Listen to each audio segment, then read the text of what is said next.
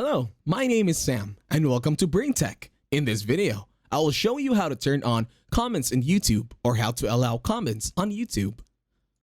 To start this tutorial, open your internet browser and then go to studio.youtube.com and make sure you have logged in already.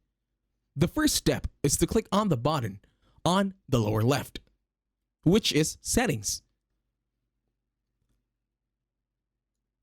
Once on Settings, you will need to go and click on Channel.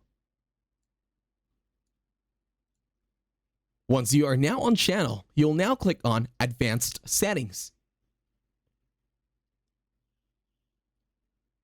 Over at Advanced Settings, you can copy my very own settings here, so you will be guided accordingly.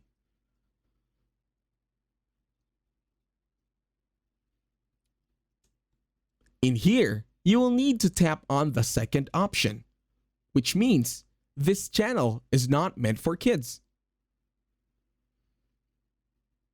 In here, you'll be able to allow people to leave comments on your video, and then click on Save on the bottom right.